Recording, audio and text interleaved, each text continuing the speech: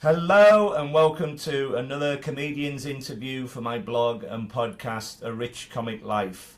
My name is Richard Gill and my blog describes my experiences of watching over 1,400 comedians for the last 50 years. I'm delighted to welcome my guest today. It's the wonderful Fiona Ridgewell. Yay! Yay!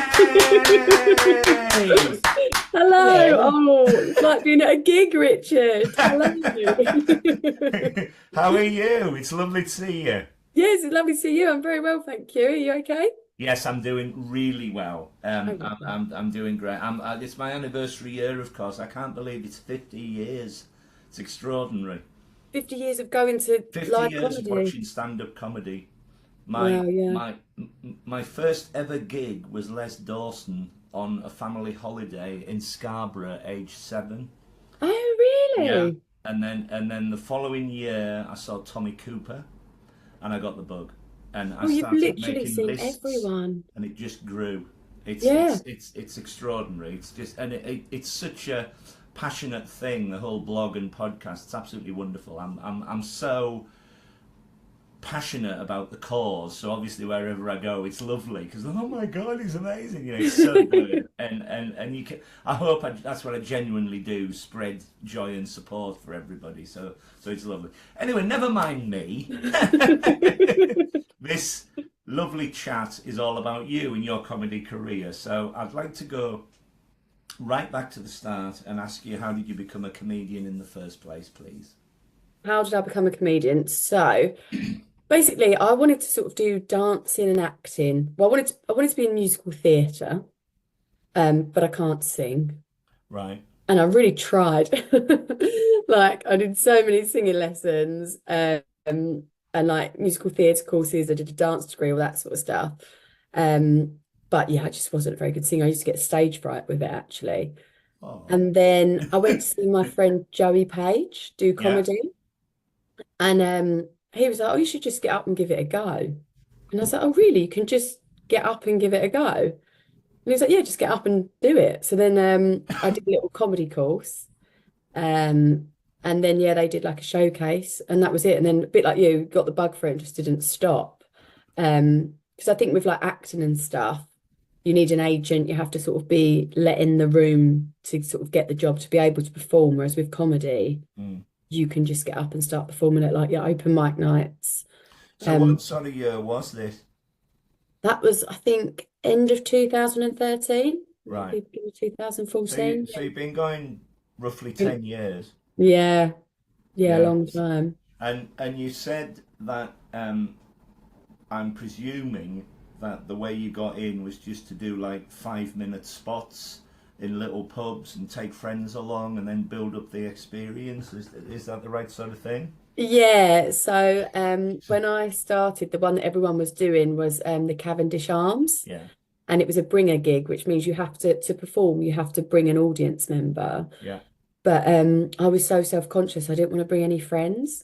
So Oh, bless my you. my dad, my dad has been to probably like 500 gigs Wow. because he was my bringer. Like he Yeah, would yeah, just yeah. jump in the car with me Yeah, and we'd yeah. go and he'd sit through like 25 new acts every What sort a of brilliant Monday. dad. Yeah, he was really supportive of it. Like he's actually a bit gutted now that I sort of get paid professional gigs. I'm like, you can't always come along. It's a bit weird. Oh. So he's actually a bit upset that I've progressed and I'm not doing the Yeah. bringer one because he got to go to all of those. Oh, bless. The Cavendish Arms is a favourite of mine. I Oh, do used to, you? yeah, I used to know. I used to go along, and in my day, it was Brendan O'Donoghue was the Oh compere, God, I know Brendan. Yeah. and he's been on here, and a lovely bloke, Yeah. and very very supportive of you all, and I used to go there all the time. It's in Stockwell, isn't it? In Stockwell, Yeah, yeah. yeah. And you mentioned before about singing and musical theatre and whatnot. One of the things that I do when I go to Always Be Comedy, Right. James Gill, who is supposed to be my comedy brother, because I was saying he's Yeah. no relation, he used to get me up singing to warm the acts up, and the joke is I couldn't sing a note, Oh, so I would be drowned out by all the audience, and then he'd get the acts on. oh, love. So Oh, I I'm wish with I'd you seen on that. that. Yeah, that was a dream though, musicals. But just even like one of my first jokes, Yeah, the setup, I sang a bit of a Disney song right. just to try and get a bit of singing into the stand-up. Brilliant. Yeah. We saw Dawn French just recently at the London Palladium on her show, and she tells a story about she was almost the Julie Walters character in the ABBA film. In Oh, yeah, yeah. she almost did that, but she met the two from ABBA, couldn't sing a note, and blagged her way in, and of course she didn't get the role.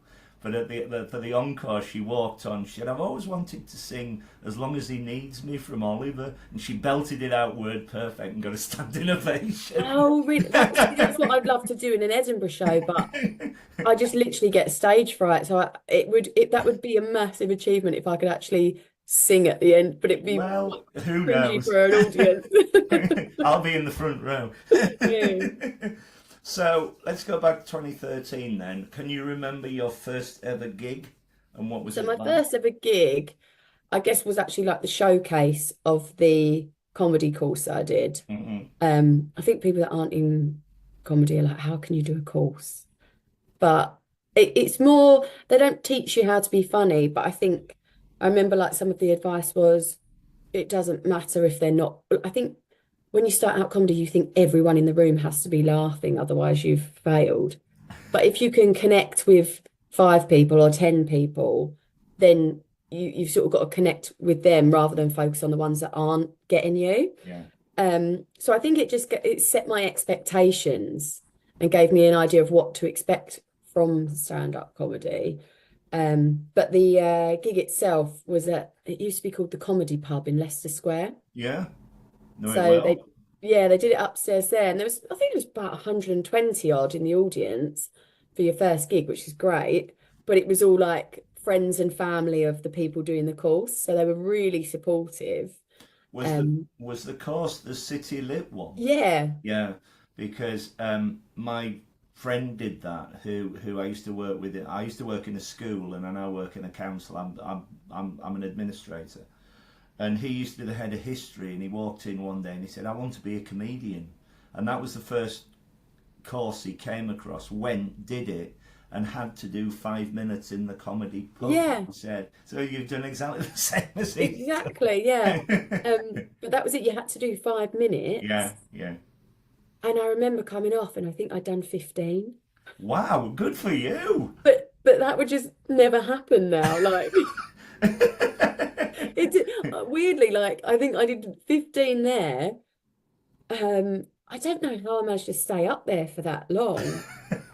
And then after that, it felt hard to, I guess, because there wasn't 15 minutes of jokes. There Yeah. was 15 minutes of like chat and engagement, but there wasn't 15 minutes of jokes.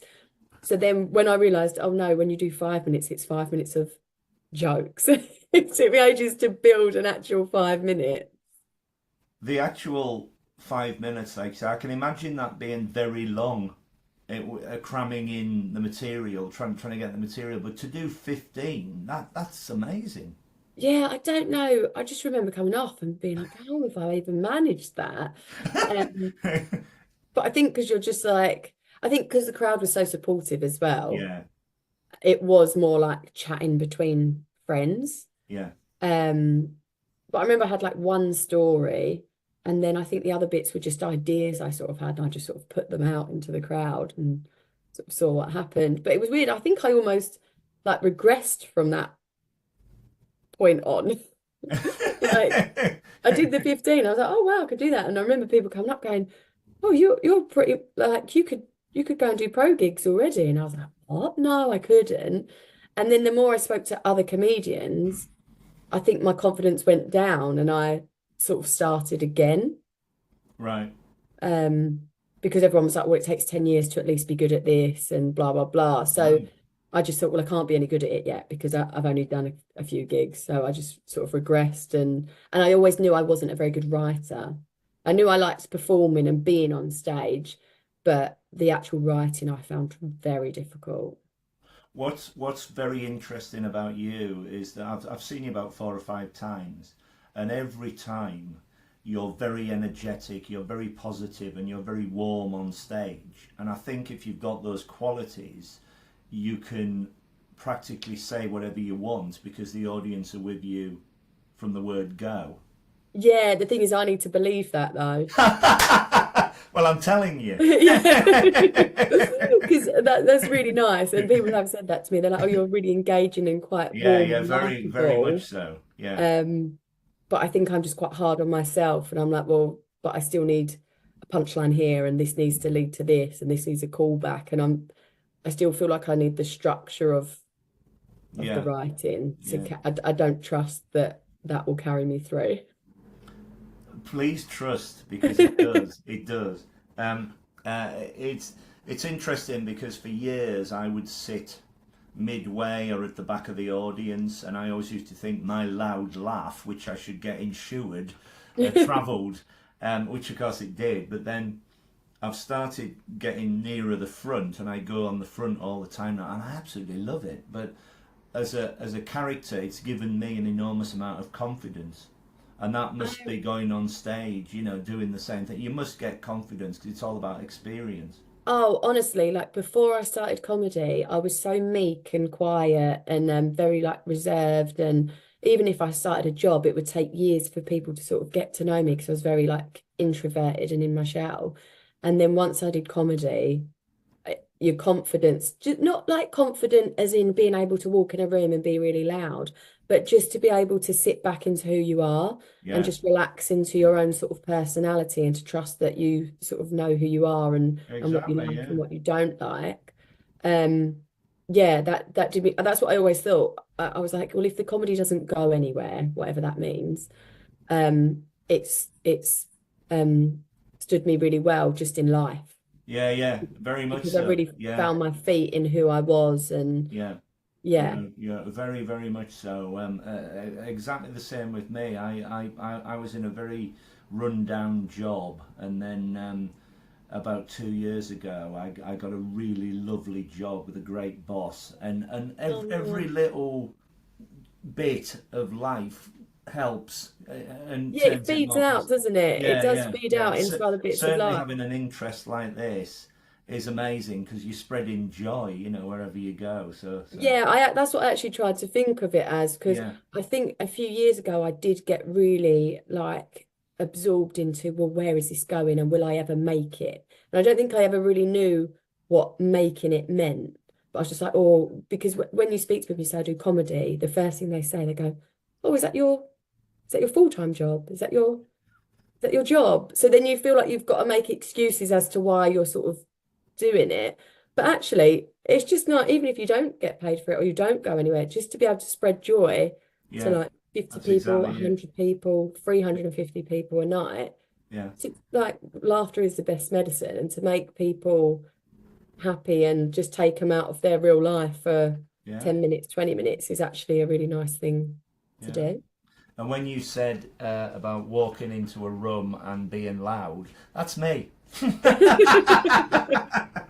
Well, I Then I realise how loud I am. did that gig on Saturday, didn't I, Richard? And I was on the balcony. I think there's about 350 Yeah. people getting that theatre, and I knew you were there. Somebody I know is in the audience. Yeah. It's hilarious. I absolutely love it. Okay, so the next question I've put: did you ever find it difficult at all to break through into comedy? And what I mean by that was getting gigs, getting work early on. How did that materialize? So you had your first gig, and then did you have gigs laid out for you, or did you have to go and get them, or how did Mm, it work? yeah, you have to like email out and try and get the gigs. And Yeah, then I think the good thing about comedy is it feels like a very sort of like lonely um sort of hobby type thing because yeah, it is just you up there. But actually, there's a real nice circuit of comedians, and they'll be like, "Oh, I'm doing this gig Tuesday. Oh, do you want the email address? Oh, I know this promoter. Oh, you should get on that one." And you all sort of swap and exchange the email addresses and the promoters. And I think it's still quite a big thing. But when I started, you sort of did the open mics. So like that would be like a bringer where you Mm. would bring like I'd bring my dad. And then you'd get to sort of open spots. But in between that were these gong shows. I don't know if gong shows are your vibe, are they, Richard? I Do you have a go to any story of about them? gong shows, which I'll tell you in a moment. Right. Well, so I think that is how I broke through. Wow. I did King Gong, Yeah. I think within like 9 months or something, and I got the runner up. Oh, well done. Um, Congratulations. but they said, "Oh, would you want to come back and do 5 minutes?" So then I got on their pro night on the Thursday doing 5 minutes, and then Well done, if that yeah. goes well, you go to 10, and then you go to your 20. So I got in that club that way. And then like backyard, that wasn't a gong show, but they do a new material night. And then if that Yeah. goes well, you get on their weekends. And the blackout at up the creek, Yeah, yeah, yeah. Yeah, which is that's a good where, one. Yeah. yeah, again, a bit like a gong show. Yeah. Well, it is a gong show, but you get 2 minutes grace. Yeah, yeah. And I Yeah. think I won that quite a few times. So Well it done. was things like that, but it's weird because it in one way it helped me move forward because then I started getting on these pro nights and these pro lineups. But in another way, it held me back because you write for a gong show. So you write really staccato, really like set up punchline, like pull back reveal, um, because you don't have the time or the confidence to sit in your persona and be sort of more conversational because you're like, if there's any room for this to breathe, they'll start chanting or they'll vote me off. So I feel like it changed the style of the comedian I now am. I feel like Wow. it made me be a bit more like, oh, here's a joke, here's another joke, rather than like, I'm just Fiona and hopefully you'll like what I'm saying. It was yeah, so it was good in a way of pushing me forward in terms of getting the gigs, but in terms of finding out who I am, I think it slowed down the process. That's a great, very interesting answer. But I Um, think the aim is always, sorry, the aim is always as a comedian is when you go, I remember Craig Campbell said this to me yeah. early on when I first did my open spot at the Comedy Store. He said the aim isn't to have a great set the aim is to be the closest to yourself that you are off stage, on stage. And I finally feel like 10 years in, there is very little difference between the moment I walk on stage to the moment I'm off stage. Whereas before, there was quite a clear, like, I'm presenting comedy to Yeah, you, yeah, yeah. not I'm a funny person telling you a story. Yeah, yeah. That's fascinating. Years ago, I used to be I was the bringer at a load of gigs, and Oh, right. yeah, I would go my friends I've got a load of friends who are in the comedy business who, after sitting there, listening time and time again and laughing in the right places to the first 10 or 20 gigs they had, I was the one, and I thought to myself one day I'd love to have a go at this, and I've done it once, and it was a gong show. No. Yes, years ago. Never say never. I've told loads of comedians this. I used to know a promoter, and he said we've got a gong show that is for old folk, and it's on a Monday afternoon. It couldn't be worse. Oh, It was in God. the holidays. It was raining and everything. So I went away, like you say, and I wrote a script. I wrote a script about crashing cars in Carlisle because I Yeah. had just passed my driving test. I'm from Carlisle, and I walked on, and there was three people in the crowd, and the first thing I said was, "Good afternoon, everybody. I think I look like Eddie the Eagle Edwards, the ski jumper, but I can't see the resemblance myself." And I did when I was at college. Look, I was the double of this Yeah. celebrity. And some old fella in the back, when I said it, just went, "Fuck off!"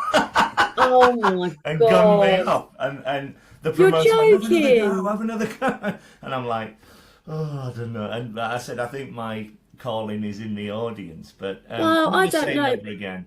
I just don't think those gong shows are a true No, they're not. representation of what Yeah. comedy is. But I do think as a comedian, they massively build up a thick skin for it. Mm, mm. So after those, you can go into any sort of social club in Essex or whatever, and you're like, well, the worst has already happened. Like 400 people have Yeah, chanted me yeah, on yeah. stage. So I think it does that, but I don't think it necessarily reflects good No, comedy no. because it only allows for one type of comedy. Mm, mm, Doesn't really allow for a storyteller unless you're extremely engaging from the second you get on mm, and you pull them into that. You can't really tell a 5 minute story in that. no. Whereas when you get to 20-minute sets, sometimes that's what people, or an Edinburgh show, people want you to be able to tell a story. And that's what I'm almost having to try now is like, how do I even tell a story? Because Yeah. I've never done it. I've always been doing this like short and sharp sort of. Certainly, certainly don't tell them about yeah, that you look like a celebrity. Well, normally that works though. Yeah. He just Let's sounds like move a on. very angry man, that guy. Or maybe just really didn't like Eddie the Eagle. Well, yeah. Never say never. 3 years' time, I'm 60, so that might be a very special time. Yeah, we'll get you up there. Let's see. Anyway, but what do you like to talk about on stage? Do you have any particular themes or anything like that? Um, just well, I think family, friends, little things that have happened. It normally comes from something that's happened, Yeah. and then you build on that or you tell it differently. But most of my stuff isn't made up. It normally is from truth, and then it's just expanded on. But the problem is with that, like, I guess at the moment, so I've moved in with my boyfriend, but I thought, oh, I'll have loads of stuff on that. It's just really nice. So it's just gone really well. And I'm like, oh, this has gone a bit too well. Like I needed some drama. I needed like back in the day when I was in sort of dramatic relationships, sort of once you go down the pub and Yeah. tell you think, like, oh, what's Yeah, happened we've all now? been there. Yeah, they're good for comedy. Just like, oh, he's really nice. It's like, oh, how am I gonna write comedy on that? But then I guess that will make me look at very small, intricate observations, I'm hoping, like just small behaviors and stuff, Yeah. because there aren't these big dramatic things happening. It'll be all the little things that are happening day to day that I'll have to draw from. Mm, mm, Because yeah, there's no drama really. no. And and following on from that, how do you remember all your routines?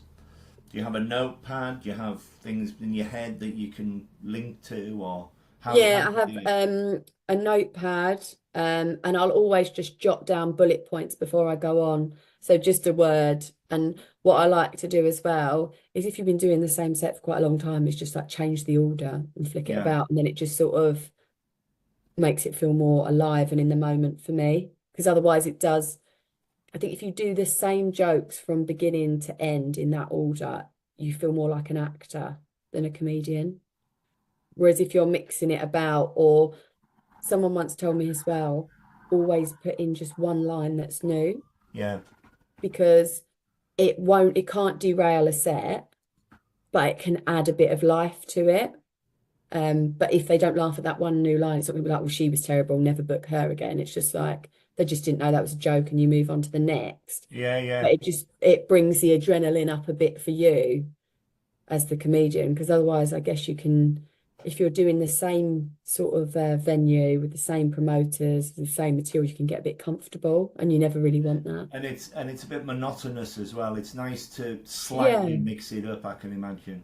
Yeah, it's just sometimes the thing is when you're doing, I think when you're doing open mics and unpaid gigs, you're constantly throwing in new Yeah. because it doesn't matter.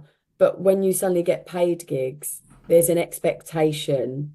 So actually you don't put in as much, you're not generating as much new as you were in those first few years where you're just like, well, there's no pressure here, it doesn't matter. Yeah. Now you're like, well, I'm getting paid X amount of money, so it's got to be good. So I can't do that bit about the smart meter that I'm not sure that works yet. It did work when I heard Oh. it. You mentioned before about nerves. Are Yeah. you one for getting nerves? And if so, how do you cope with them before you do you cope with them before you go on stage, or how do you combat nerves if you get them at all? I think I definitely get nervous. And as well, like recently, I did a competition and I hadn't done a competition for ages actually. Mm. And I thought, well, I'm far enough along now that I won't really get nervous. But there was something me and a few of the other sort of acts were saying there's something about just knowing it's a competition, just knowing there's a bit more judgment in the room. Yeah, You do get a bit more nervous, and that thought did come in my head, which doesn't normally, like, or what if you forget it? Or what if you just go blank? Which I never think before a gig. I yeah, never think, oh, what if you go blank?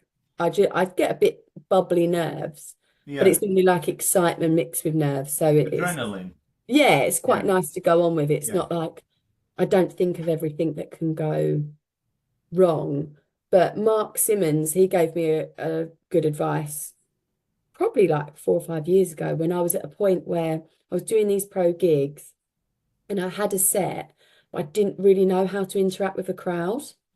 So I knew how to go on and do my set, but if there was any disruption in the room, it would throw me. And he just said to me, he was like, Fiona, you go on with your plan. So I'm going to say this, then this, then this.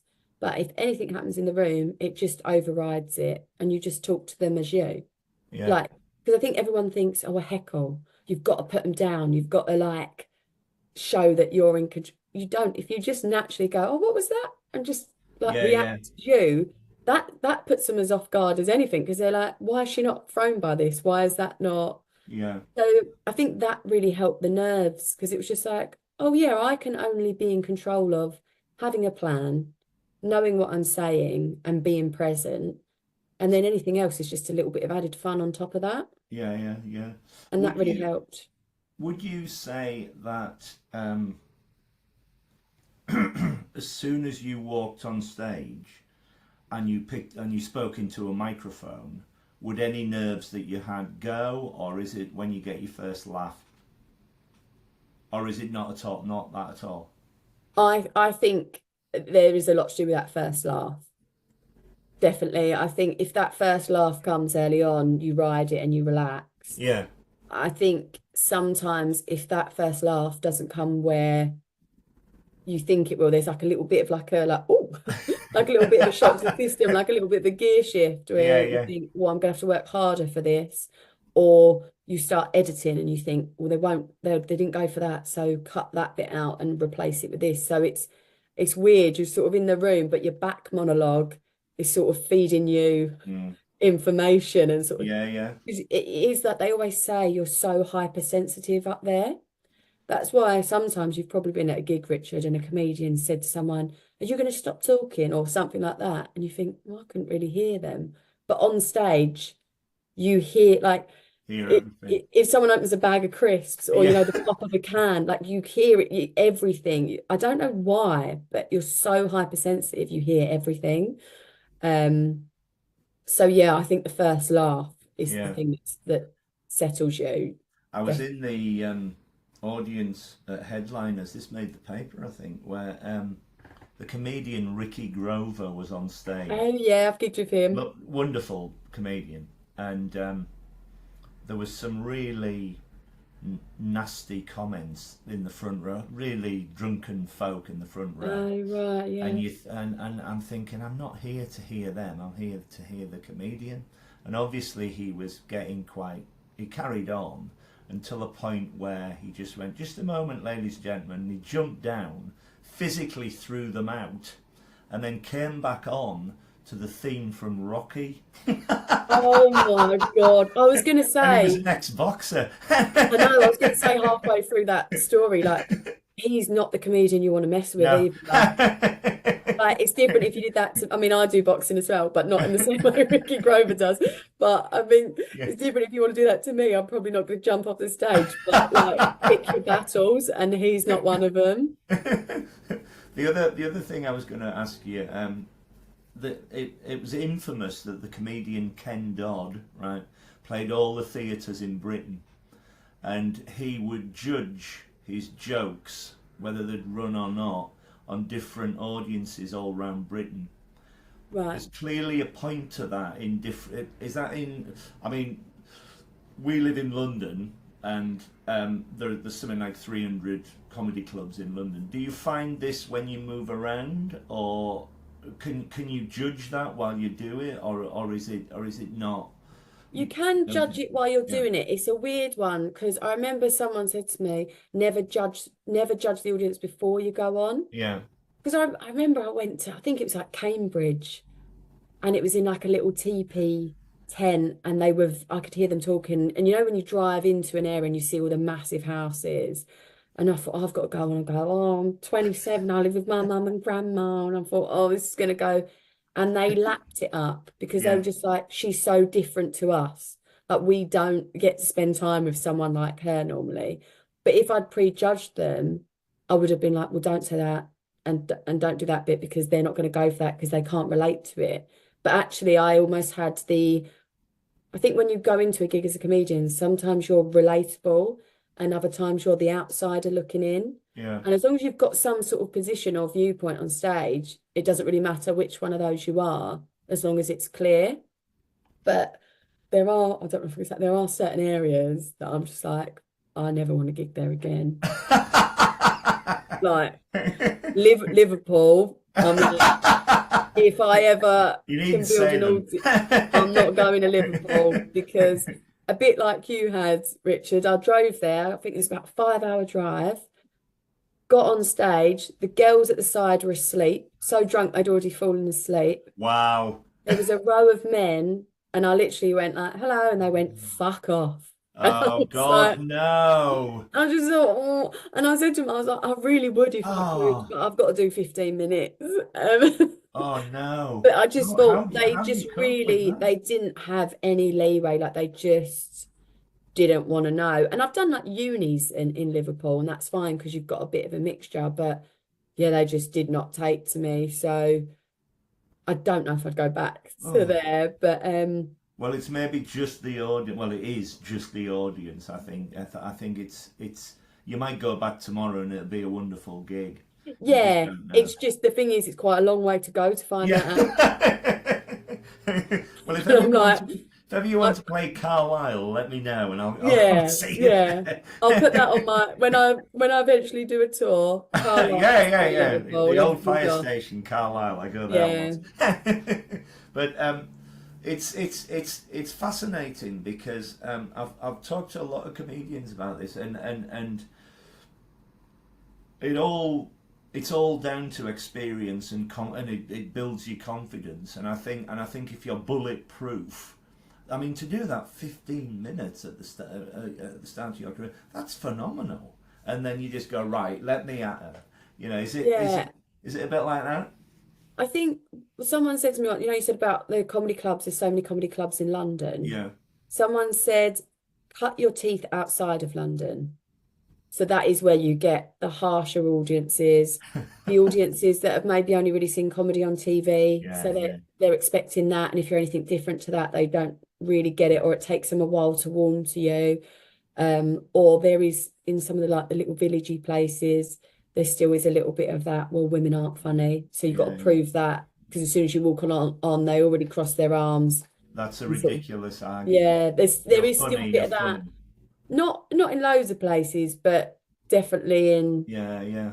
some places. Yeah. So they said cut your teeth outside of London. That's where you really find out who you are and how to work a crowd and build your confidence in London. Because Yeah. then, so that's what you sort of got to try and do is like mix your gigs so that you're gigging outside of London. And then if they're tough, don't worry, you've got a nice Friday in a London club where they're like, yeah, and then your confidence shoots back up. So you're never down for too long.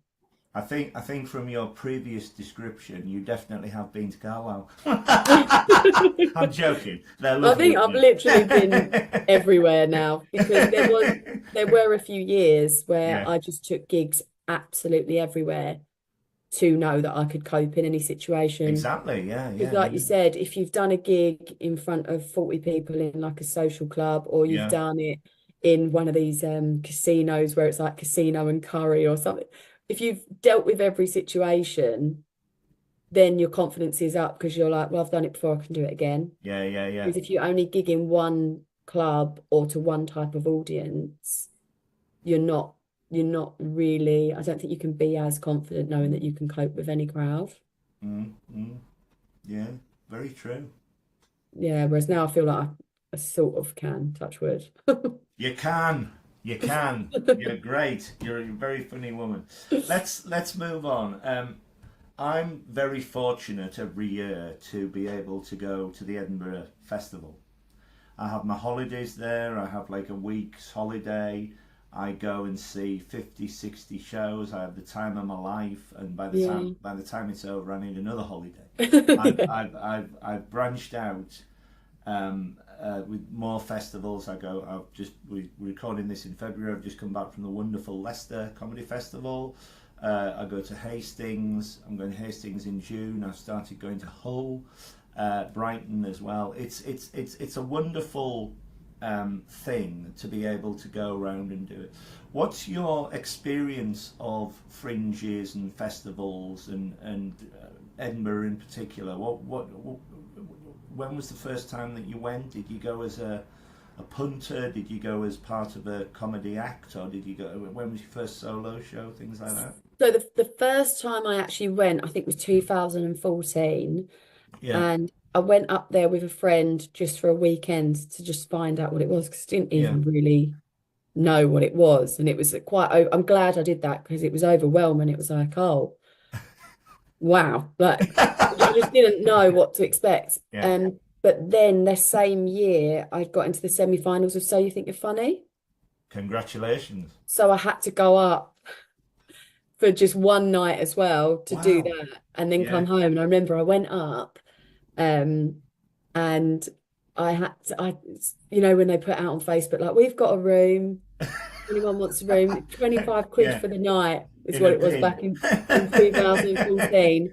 It was a cupboard with no windows, a mattress on the floor. Like, you opened the door and fell on the Wow. mattress. And I just remember thinking, are you sure this is what you want to do? 'Cause this is not that, like you put on Facebook, or I mean, it was Facebook back then. Oh, I've made the semi-finals, and everyone's like, oh my God, amazing, congratulations, what an experience. And then you do the mega bus up to Edinburgh. You get there, you open the door, you fall onto a mattress, you sleep in the dark and the cold for 24 hours, you only get back on the mega bus. You're like, oh, it's quite different, the expectation and the reality. But I loved it. Yeah. And then I don't think it was until 2017 I went up there and did my first split show, which is where you do sort of 30 minutes each with another comedian, you split the hour. And we did that at the it's like the little community centre on the corner of Grassmarket, the Just Oh, Tonic venue. I can't remember the name, but I know exactly where you are. Yeah, I Yeah. did that with Kelsey Day Almeida. I don't know if you ever Oh, met him. brilliant. Yeah, Yeah, yeah, he went yeah. off to Australia. He lives there now, and he Yeah, does yeah. he still gigs. I mean, probably about 10 times a week, knowing him. Yeah, But yeah. we did our first split show together, and that was really nice because we got on really well as friends. Um, on the bad days, you'd boost each other up. On the good days, you sort of ride that wave together. Yeah. Um, and also sometimes like they'd have a good half hour and you wouldn't, or vice versa. But I sort of, the way I use Edinburgh is I've used it for something different each year. So that first year when I split with Kelsey, I used it. I was like, because the writing was the thing that I thought was my weakness. It's like, I'm going to Right. write 30 minutes and I'm going to fill 30 minutes of that script and I'm not going to waver from it. Like, that's what it is. And that was quite hard because sometimes they weren't going for it and you just drive it into the ground. And then the next year, I did another split show with Tom Elwes. And the idea of that was I got these little bits of paper for my 30 minutes and I put bits, I can't remember, like questions or something on these bits of paper. So I put them in a bucket and I got the audience to take it out of the bucket and it would relate to a bit. But it meant that I had to engage with the audience because at that point, I wasn't doing any audience work. I wasn't doing any crowd work. I was so scared to speak to them that I thought you've got to actively try. Otherwise, that's going to become a barrier. Yeah, yeah. So then I came back from that and I started getting booked to MC because people had seen me do that and I got my confidence doing that. 2019, did a 45-minute. That was the worst Edinburgh Fringe I've ever done in my life. It was What? it was awful. Why is that? It was I did a venue that was like you paid for the venue and I did it at like a lunchtime slot. I was getting about 5 people in. And if you get five people in, that's fine. But if you get five people in 15 days in a row, it starts to like crush you because you're just like, I don't know how to get people into this now. Yeah, And yeah, you feel like you've worked really hard at something and something's ready to be seen and no one wants to see it. yeah, yeah. So and the thing about that is as well, it's not very nice experience for the audience because when you've spent all that money as the comedian on the venue and stuff, you're not looking at the five seats that are full. You're looking at the 50 seats that are empty, going, well, I've just lost X, Y, Z in your head. So it's really difficult to be like that, especially my sort of persona and my character and Yeah, just yeah. me as opposed to quite like everything's great, isn't it? The more it went on, it was like everything's not great, guys. Everything's not going well. Yeah. And then and then I was going to see a show. It must have been about a week before the end. And I was walking to the show and I just stepped off the curb and the cobbles of Edinburgh, my foot rolled and you just heard my Oh foot snap no. and I broke my foot up there. Oh my God. Um, so then I went to the hospital, was put in a moon boot, crutches, like proper broken Oh. it. It's like 6 weeks or 8 weeks or whatever it was, not being able to put any weight on it. And I did the next day, I think I got back from the hospital at like 8 a.m., did the show at like 12:30. And I think that day there was actually 15 people. And I thought you've got to do it because you've actually got an audience today. But that show I actually used to finish with a dance. And I had to do the whole show on a sofa because the venue didn't have a chair. So I was on this sofa telling you, and the audience, I don't think they laughed from beginning to end. Oh It was no. so bad. And I just thought, nah, I'm not doing the last five shows. I'm going home. I Oh, I can't. don't blame you. And so I went home early. I was up there one year with a friend of mine who was doing a review for a newspaper, Oh, right. and there was the two of us, and there was another bloke sitting in the front row, and there was so three in the crowd, and the comedian who will remain nameless bounded out and went, "Hello, everybody! Oh, there's only three of you in. Thank you so much for coming along. I'm not going to do it to three people. I'll buy you all a drink, and thank you very much. It's not worth doing it for three people." And the bloke in the front row sat there and went, "No, I've paid my £6. I want the hour." Oh, And God. he had to do it. He did it. It was brilliant. But again, it must be, as you say, because you've spent so much time writing it, honing it, thinking it's the best thing that you can do. To not get the audience must be. My view would be, well, stuff them. I'm better than this, and keep going. I think that's how you've Yeah. got to remain positive. But it's so difficult, and that's why I've got a lot of admiration for what you're Yeah, and I mean, I doing. did keep going. I think if I hadn't broken my foot, well, I definitely would have done every day and finished it. But by then, I just thought something is telling you this year is not for you. Yeah, Like, yeah, yeah, it's yeah, yeah, not. yeah, yeah. And to be fair, there, I think when was it? It wouldn't have been 2020 because obviously we had the pandemic.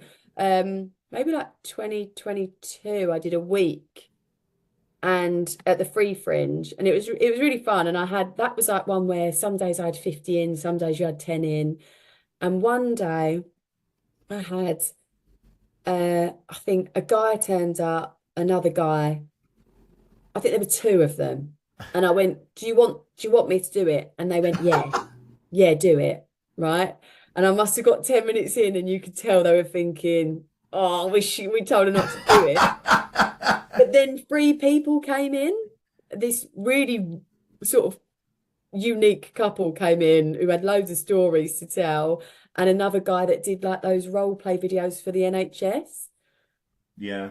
And then basically we just became this little group and we was all exchanging stories and their stories sort of like I'd go into a bit and then they go, oh, I know something about that, and they'd jump in.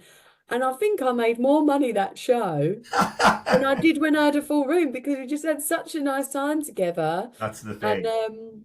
there was this American guy who he was one of the two, and he kept walking past me the days after. It was like, Fiona, hi. And it was like we sort of bonded in that hour. It was really That's nice. so good. That's magic. It That's wasn't the that's show exactly. It wasn't the yeah, show I'd written. It wasn't the show I was going to perform. But it was actually there was a bit of magic in the room that yeah, yeah. day, and you just thought I'll remember that for a long time, and I think they will as well. it's so interesting because as a watcher of comedy, I've just been in touch with the chap who runs the British Comedy Guide website, Oh, is and it? he's Oh, asked me to do my top 20 ever gigs, which I can't yeah. do. But what I have given him is my top 25 special moments that Oh, they've nice. told me, and they're Yes. very special. And I'm hoping it's going to get published. But I really enjoyed going way back, thinking about it all. And I think that's it.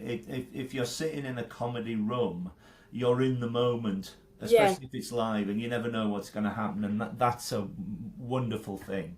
I think that is the magic of comedy. It pulls you into the present moment, and Yeah, it like you can forget about the troubles of the day, and you yeah, forget about what you've got coming up the next day. You're just like in that room with those people, yeah. and like you said, it's the moments that come out of it. I think it's very rare that an audience will walk away and go, "Oh, I really like that girl that said this, that, and that." It's just like, "Oh, do you remember when this happened?" Or Yeah, yeah, it's yeah, it's not bits you come out remember. It's not bits of material. It's connections and moments that yeah, you really yeah. remember.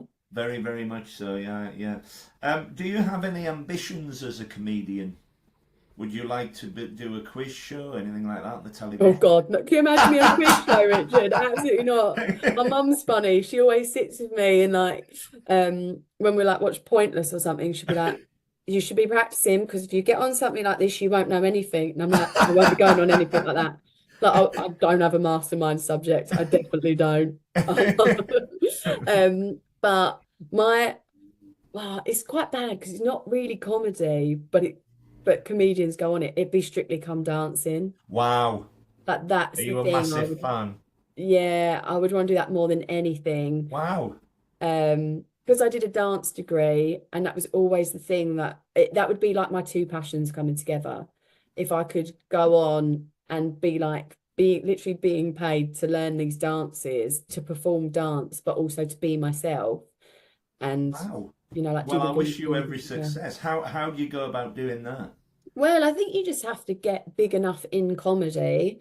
So build your own audience, whether that be on Instagram, whether Yeah, that be yeah, through yeah, getting enough TV appearances, yeah, so that you become like an asset to Strictly Come Dancing, that you would bring an audience to their show and then they'd be like, let's get Fiona Ridgewell on because she's got X amount of followers and they'll watch her do this.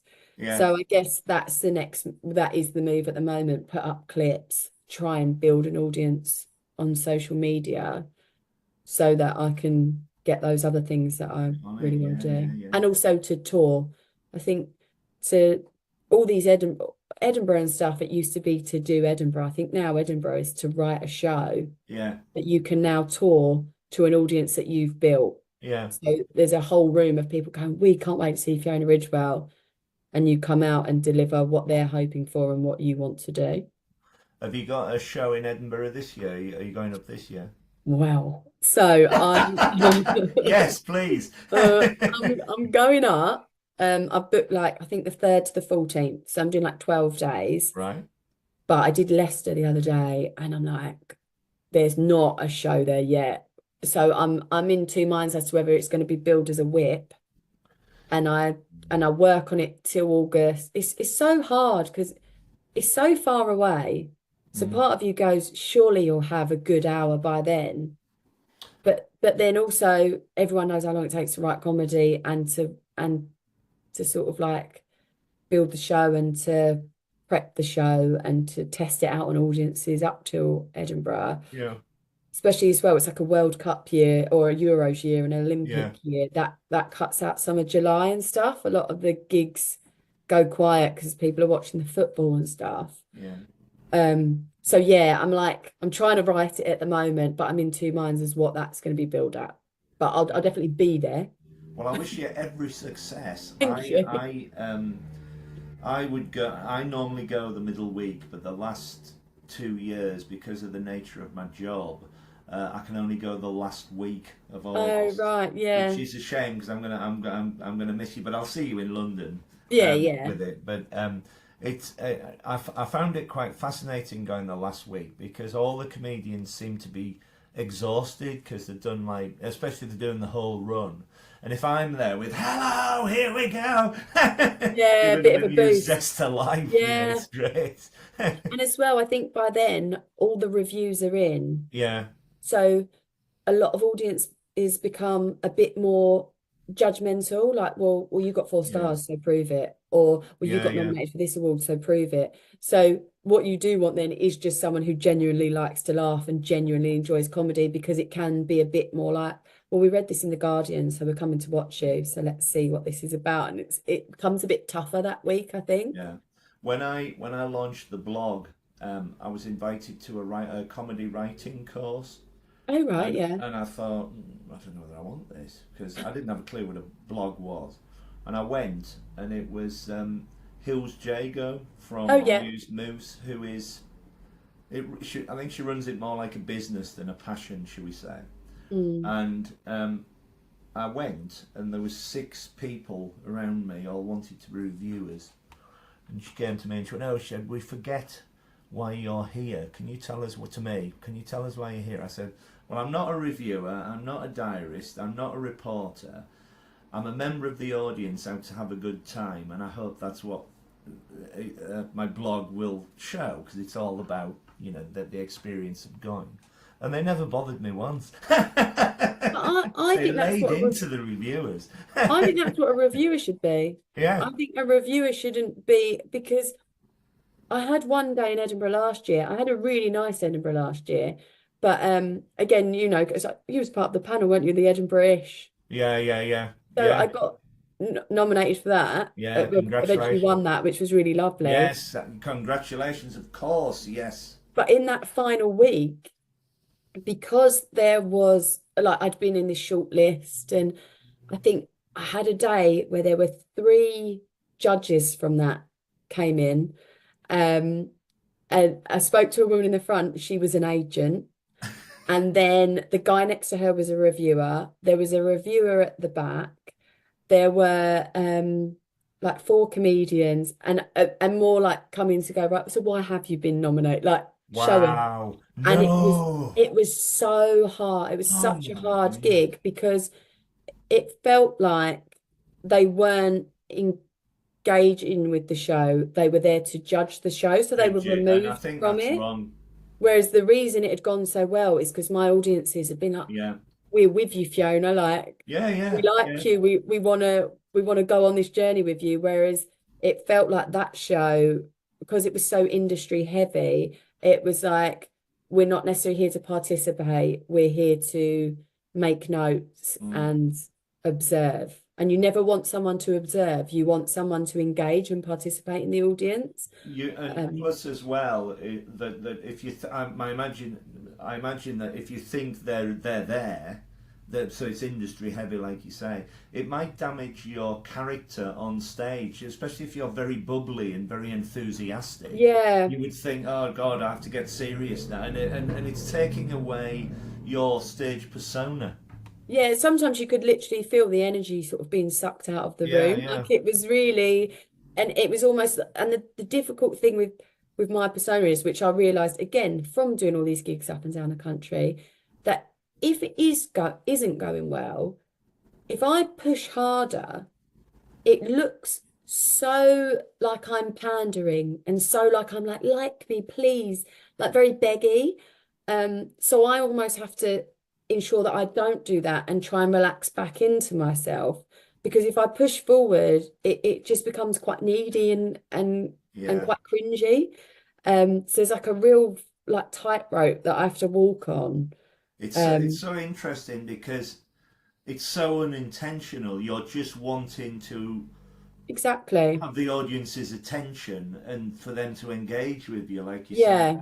But Mm, it's so weird. I think if you was like maybe a moody comedian or someone that's like, I get angry about stuff, if you push mm. harder into that, that lends itself to it, because it just adds a bit of energy to it. Whereas with me, it's like, oh my God, does she need us that much?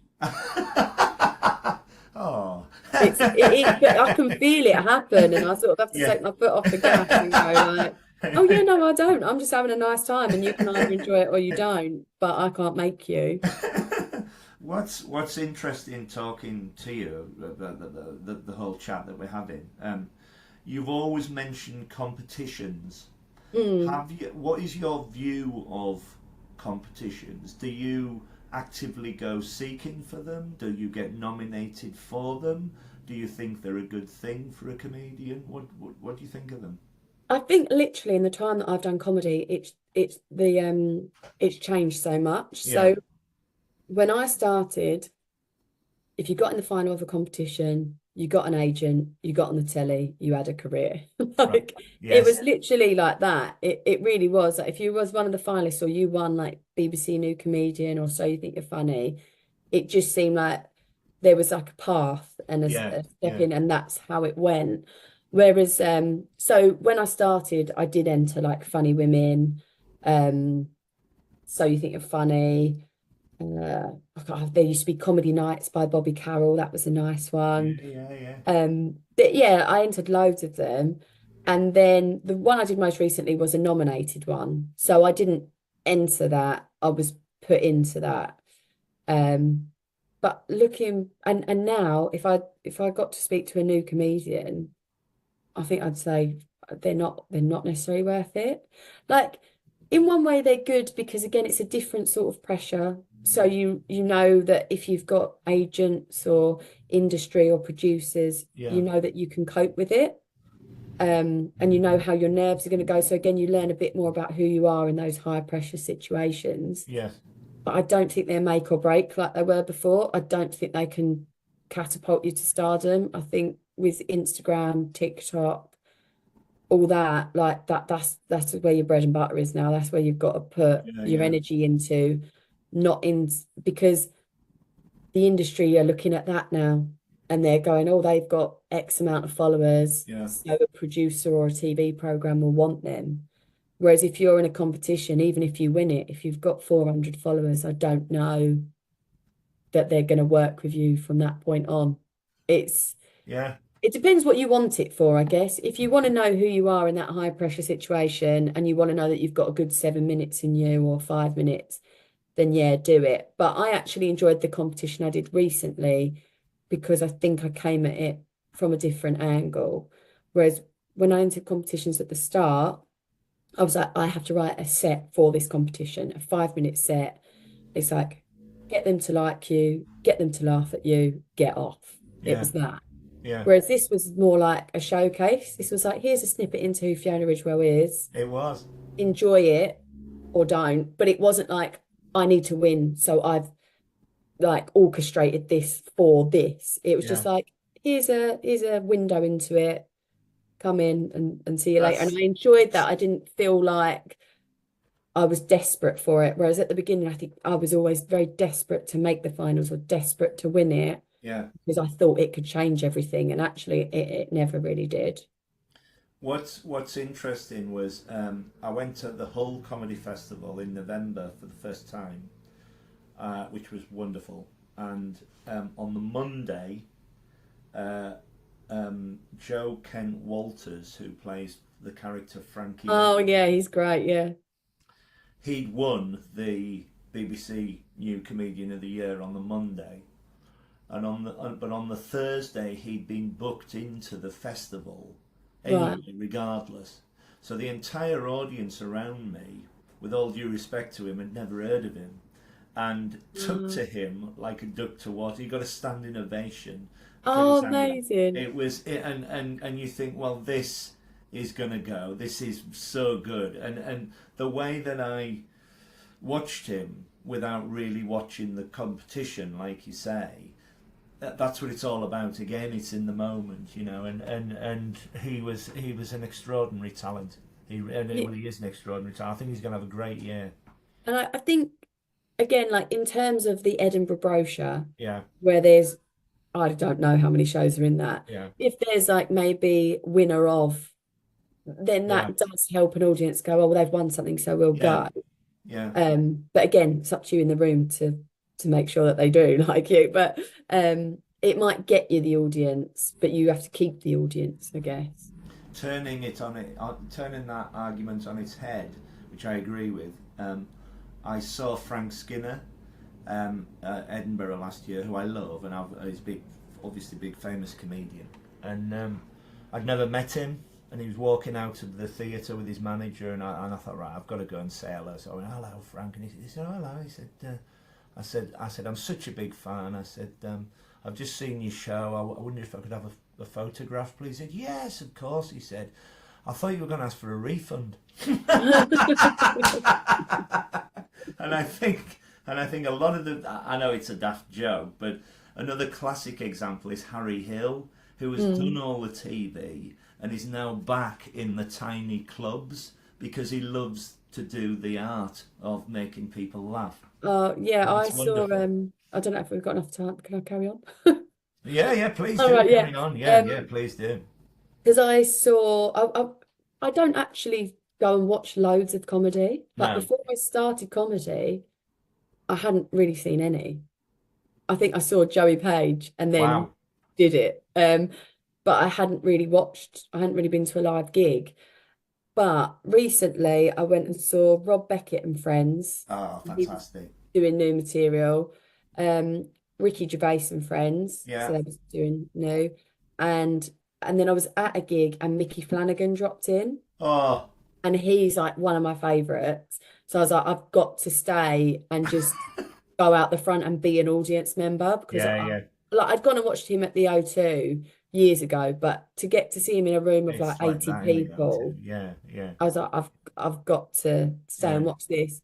But he was great because I was speaking to him backstage and he was like, oh, I haven't actually got a tour booked.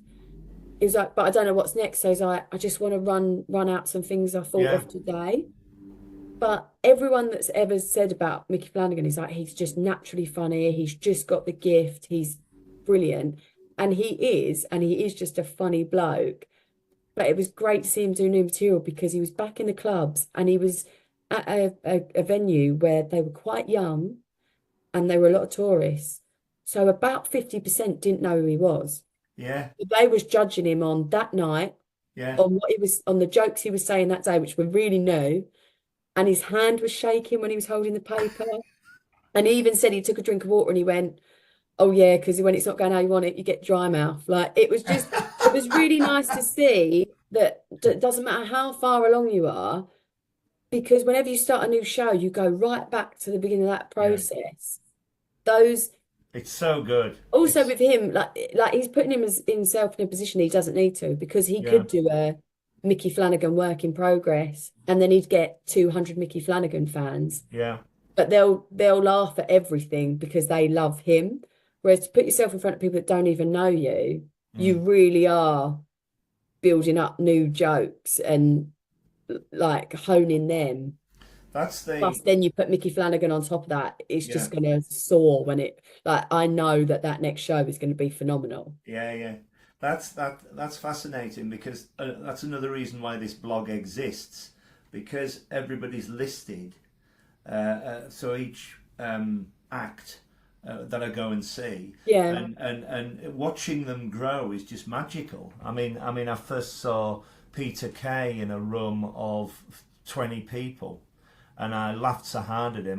He was fourth on the bill. I missed the fifth act yeah, because yeah, I was laughing so hard. And I said to my yeah, friend, he's going to be a superstar. I'm watching him grow, or Harry Hill at the King's Head I first saw, or it's just extraordinary that. Just watching the comedians develop. Um, did you have comedy growing up in the household? not really, I Not don't. really, no. As in like watching it, or as Yeah, in like yeah, my yeah, parents yeah. being funny. Yeah, no, well, no. Because I think I I'm come from moving. like, I'm I think moving my on mum to and, basically who are your favourite comedians. oh, So did so you have? I Yeah, think now I really like Rob Beckett. yeah. I really like Mickey Flanagan, Kerry Godliman. Oh, she's superb. Yeah, really like her. Who else do I really like? I go through phases as well. I think it is 'cause it's very subjective, of course. Yeah, Yeah, yeah, it depends what you're in the mood for that yeah, day. yeah. Like, there's an American comedian, Taylor Tomlinson. Oh, brilliant. Yeah, yeah, Yeah, and yeah. I really like her specials. And then the other day I watched her new one, and I just don't think I was in the right mood for it. So I think I've got to go back and watch that again. Yeah. Like, some and I think now as well, if I'm struggling with my own writing, it's difficult to watch a show. Like again, I become that thing that I said you don't want in an audience, an observer rather than a participator. Yeah, Like, yeah, yeah. I end up observing the comedy. Whereas when I saw Rob Beckett and Friends at Christmas, oh, Stephen Merchant came on. Oh, he's He fantastic. was brilliant. He's Like fantastic. he Yeah, was it's so so good. observational. Um, Considering I think he sort of dipped out of stand-up for a while and Yeah, came back like, yeah, just incredible, just so easy to watch. yeah, yeah. Um, Very and nat brilliant very, very routines. natural. Yeah, but Yeah, they're like, but also he has routines, I'd say, not jokes. yeah, yeah, You yeah, follow yeah, him on a journey. yeah. And again, because I really like Rebecca, I just thought he was He's brilliant. so good. Yeah. I met him the other month. I'd never really met him for the first time. He come up and he went, "My God," he said, "I've got a big mouth." He said, "But you've got a massive big laugh." But That's a really good. he was really good at that when I watched him, just being able to interact in the Yeah, room. yeah, yeah, Well, obviously, you would be that far yeah. along, but he's got It's, great jokes, a great yeah. persona, but also his interaction. He's so He's likable so and good. so Just about to embark conversational. on a brand new tour. I saw Yeah. Mouth of the South and I saw Wallop as well. Wallop was fantastic. Yeah, I saw. I took my mum to see Yeah, yeah, Wallop. We like that one. Yeah. yeah. If you're on a bill of acts, would you, and you were first on, would you stay and watch the others? I did when I started. Well, I did probably for about 5, 6 years. Yeah, Um, Now not necessarily because I'll be out like 5 nights a week, yeah, and also I have a day job. yeah, So I've yeah. got a day job. I've basically got two jobs with comedy. It's like And me. I do the admin in the council, which yeah, pays the money for me to go and enjoy what I want to do. exactly. Yeah. And so and even like this week was in Leicester. I was in Farnham Wednesday, Leicester Thursday, Norwich Friday, Leicester Saturday. Yeah, So all the driving as well. Like yeah, yeah.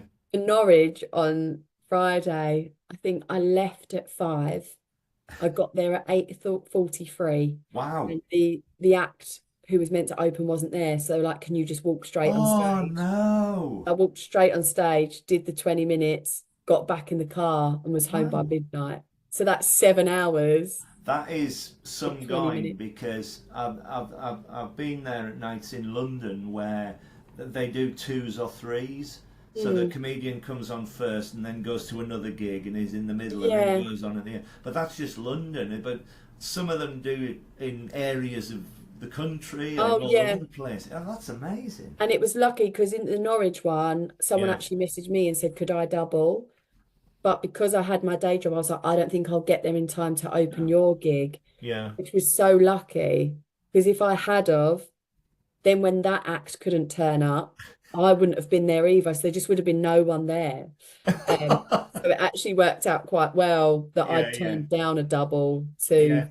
to go on. Well, please, please keep doing what you do because you're a very, very funny woman. Oh, You thank really are. you. You've made me laugh so much over the Oh, times I've seen you. You know I'm a big fan. Just before we go, is there anything else you'd like to say? Are you going on tour? Have you got a podcast? What's your social media? Anything like that?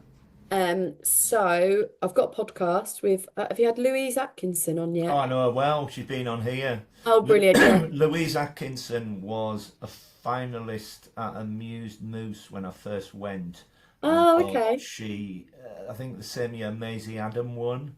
Yeah, But because they're Louise quite Atkinson, there friendly. was a buzz about her, and we saw a solo show last year. It was fantastic. Oh, Really brilliant. like her. Yeah. So, yeah, that's a really good double. So yeah, we're doing yeah, sort of north and south Yeah, yeah, yeah, yeah, and yeah, like positive, I won't call her negative, but like very yeah, different yeah, yeah. energies we bring. Like she's very straight talking. I'm very like, oh, everything's great, isn't it? So we're doing a Yeah, she podcast is here very straight together talking. What's the called name of the podcast? it's called Be Fairy Afraid. And she basically she likes like the fairy tales, but like the grim ones, like the Brothers Grimm and all that. So she'll read one of them and I sort of interject and then we just talk about our lives and it's quite a nice That format sounds great. actually because I get like a little bedtime story That's brilliant. read That's to so me. good. And what's your social media handle? So Instagram is Fiona_Ridgewell and TikTok is Fiona Ridgewell Comedy. But yeah, just starting to put stuff out on that, and I think possibly try and come up with some sort of sketchy type things or something Why to not? just The yeah. world is your oyster. Yeah, you might as well create and put stuff out because I feel like on those there's an audience for everything. It's the one area I haven't mastered yet, TikTok. I used to Oh, me think it was a neither. little sweet, but that's a tic tac. Yeah. I just made that up now. And all the very best with Edinburgh and Thank you. your show and everything, because as I say, you're a major talent. You've made me laugh so much when I've seen you. And I Oh, don't thank say that you. to everybody. I know I like everybody, but you stand out. You really do. And Oh, you that's know lovely. that. It's always a pleasure to have you there. Well, my pleasure. And I'm Yeah. looking forward to seeing you again soon. Yeah, thank you. See you soon. You Thanks for take having me. care. All the best. Thank you.